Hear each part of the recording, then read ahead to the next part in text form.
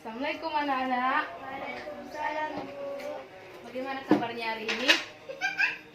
Baik, Bu. Baiklah, Ibu akan mengabsen dulu ya. Fadila Putri, Hadir, Bu. Rizky Fadila, Hadir, Bu. hadir semuanya kan? Baiklah, sebelum kita memulai pelajaran, ada baiknya kita berdoa dulu ya anak-anak. Ya, Bu. Sebelum kita memulai pelajaran, marilah kita berdoa menurut agama dan kepercayaan kita masing-masing. Berdoa dimulai. Berdoa selesai. Minggu yang lalu kita sudah mempelajari apa itu gaya dan pengaruhnya terhadap gerak benda pada gaya tersebut kan. Sekarang kita akan belajar tentang mengenai pengaruh gaya terhadap gerakan benda serta contohnya dalam kehidupan sehari-hari. Masih ingat anak-anak kayak mana itu gaya? Gaya seperti gaya gerak, gaya gravitasi, gaya gaya otot kan? Contohnya ini. Sekarang ini benda. Jadi tadi di sini kan setelah dipindahkan berarti sudah ada yang berubah tempat kan? Itulah yang dinamakan dengan gaya gerak, dimana dari yang tempat yang satu berpindah ke tempat yang lain. Kemudian contohnya dalam kehidupan sehari-hari seperti nanti kan umpamanya kalau di kelas ini kita nanti membersihkan kelas, nanti kan bangkunya digeser biar dapat sampahnya kan anak-anak. Jadi ketika di meja yang sudah digeser dari tempat yang satu ke tempat yang lain sudah merupakan gaya. Jadi ibu mau nanya sama anak-anak, sama Putri, coba berikan contoh gaya dalam kehidupan sehari-hari. Mendorong lemari. Ya, mendorong lemari. Jadi dibutuhkan gaya otot. Kemudian Fadilah Mendorong meja. mendorong meja, mendorong kursi sudah merupakan gaya. Jadi di sini setelah kita belajar gaya, kemudian kita akan belajar tentang bagaimana sudah masih ingat anak-anak tentang cerita fiksi. Cerita fiksi itu apa aja contohnya, Nak? Dongeng, legenda, cerita jenaka. apalagi, Nak?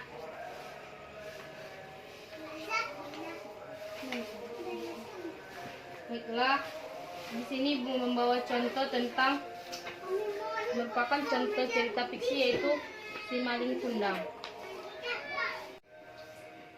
Sekarang kita belajar tentang cerita fiksi. Tadi sudah disebutkan Putri, cerita fiksi contohnya legenda, dongeng, cerita jenaka, dan lain-lain. Jadi di sini Ibu membawa contoh cerita yang berjudul Malin Kundang. Anak-anak sudah pernah membaca cerita tentang Malin Kundang? Jadi di sini kita akan membaca sekilas aja ya tentang Malin Kundang. Cerita Malin Kundang. Di sebuah desa hiduplah seorang perempuan miskin. Ia hidup bersama anaknya bernama Malin Kundang. Perempuan itu bekerja seorang diri sehingga penghasilannya tak bisa mencukupi kebutuhan sehari-hari. Akibatnya hidup mereka selalu berkekurangan. Nanti disimak ya anak-anak, Ibu akan menanyakan siapa aja tokohnya ya. Saat mulai dewasa, Malin Kundang memutuskan untuk pergi ke kota. Barangkali dengan pergi ke kota, aku bisa mengubah nasib kita, Ibu, ucap Malin Kundang. Dengan berat hati, ibunya pun mengizinkan. Kini ibunya kembali menjadi perempuan tua yang kesepian. Setelah kepergian Malin, ibunya selalu memikirkan keadaan anaknya itu. Sementara Malin tak pernah mengirim kabar untuknya. Beberapa tahun kemudian Malin berhasil mengubah nasib. Ia menjadi seorang yang kaya raya. Hidup Malin tak lagi susah. Malin juga menikahi seorang perempuan bangsawan. Suatu hari Malin ingin melihat keadaan desanya. Malin pergi bersama istrinya. Ia membawa banyak uang untuk dibagi-bagi kepada para penduduk. Sampailah Malin di desanya. Dengan sombong ia membagikan uang kepada penduduk. Di antara mereka ada yang mengenali Malin, yakni tetangganya sendiri. sendiri. Orang itu pun segera pergi ke rumah Malin. Ia hendak memberikan kabar gembira terhadap Ibu Malin. "Ibu, apakah kau sudah tahu bahwa anakmu Malin sekarang telah menjadi orang kaya?" kata tetangga itu. "Dari mana kau tahu itu? Selama ini aku tidak pernah mendapat kabar darinya," ucap Ibu Malin terkejut. "Sekarang pergilah ke dermaga, anakmu Malin ada di sana. Dia terlihat sangat tampan dan istrinya sangat rupawan," ucap tetangganya. Ibu Malin pun segera berlari menuju dermaga. Benar saja, di sana terlihat Malin dengan istrinya yang sangat rupawan. "Malin, kau pulang nak," kata ibunya. Malin mengenali ibunya, namun ia malu mengakui orang tua yang berpakaian sangat jelek itu. "Kau bilang ibumu sudah meninggal. Apakah benar orang tua itu adalah ibumu?" kata istri Malin. "Dia bukan ibuku, dia pengemis yang mengaku-ngaku sebagai ibuku," kata Malin. Sungguh sakit hati ibunya mendengar perkataan Malin. Ibunya lalu mengutuk Malin. "Hatimu sungguh sekeras batu, Malin. Aku mengutukmu menjadi batu. Kau anak yang durhaka," ucap ibunya. Malin ketakutan. Ia memohon ampun kepada ibunya, namun ibunya sudah sangatlah sakit hati. Seketika hujan turun sangat lebat dan petir menyambar. Saat itu pula Malin berubah menjadi sebuah batu dan jadilah si Malin menjadi sebuah batu yang besar. Jadi anak-anak ambil bukunya nak.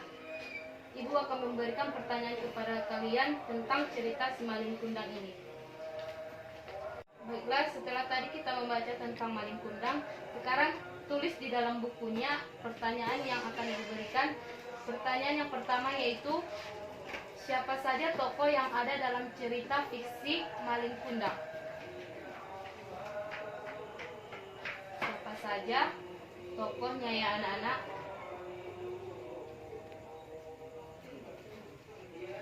Tokoh yang ada pada cerita si Malin Kundang tadi.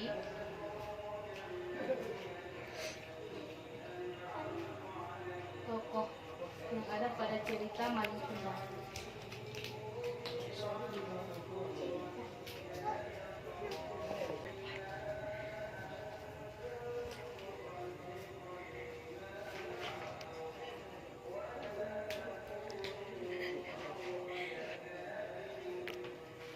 Ya. Kemudian apa amanat yang dapat kita ambil dari cerita si Malin Kundang? Apa? Amanat yang dapat kita ambil dari cerita si Malin Kundang. Sudah siap tadi dijawab nak pertanyaannya? Sudah, Ibu. Sekarang Putri bacakan dulu apa jawabannya. Yang pertama tadi soalnya apa? Siapa Saja tokoh yang ada pada cerita Malin Kundang. Jawabannya Malin Kundang, Ibu Malin Kundang, tetangga Malin Kundang, istri Malin Kundang. Iya. Yang kedua apa pertanyaannya tadi? Apa amanat yang dapat diambil dari cerita Malin Kundang? Apa jawabnya nak? apabila kita sudah sukses, janganlah pernah melupakan kedua orang tua dan tidak boleh durhaka kepada orang tua. Sekarang Fadila apa tadi jawabnya? Ibu Malin Kundang, istri Malin Kundang, tetangga Malin Kundang. Nomor 2, apabila kita sudah sukses, janganlah kita melupakannya dan tidak boleh durhaka pada orang tua. Ya, jawaban keduanya semua benar. Jadi di sini kita akan menyimpulkan pelajaran kita tentang cerita fiksi ini ya. Dimana tadi cerita tentang Malin Kundang ini yang merupakan seorang anak yang sangat durhaka kepada orang tuanya sehingga dia dikutuk menjadi batu. Dia sangat sombong sehingga dia tidak mau mengakui ibunya bahwa itu adalah ibunya sendiri yang sudah melahirkan dia ke dunia ini kan. Jadi anak-anak nanti kalau udah sukses, sudah berhasil, sudah menjadi orang yang bisa membanggakan kedua orang tua, janganlah melupakan orang tua kita, karena itu tidak boleh dan juga melupakan itu anak kita akan menjadi seorang anak yang durhaka, sehingga apa yang kita capai nanti tidak akan berguna karena kita akan menjadi anak yang durhaka seperti contohnya si Malin Kundang ini kan nak.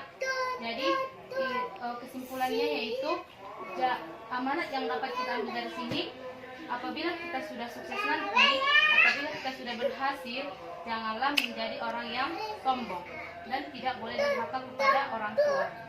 Baiklah, mungkin hanya itu pelajaran kita hari ini. Kemudian ibu akan memberikan tugas kepada anak-anak. Coba buat dulu sebuah cerita fiksi, terserah itu mau dongeng, legenda, cerita jenaka, terserah anak-anak, tapi ditulis di bukunya ya. Baru nanti minggu depan kita akan mengumpul tugas tersebut. Mungkin hanya itu pelajaran kita hari ini. Kita ucapkan dengan alhamdulillahirobbilalamin. Ibu sudahi pelajaran ini dengan assalamualaikum warahmatullahi wabarakatuh. Baiklah, ibu permisi anak-anak. Assalamualaikum.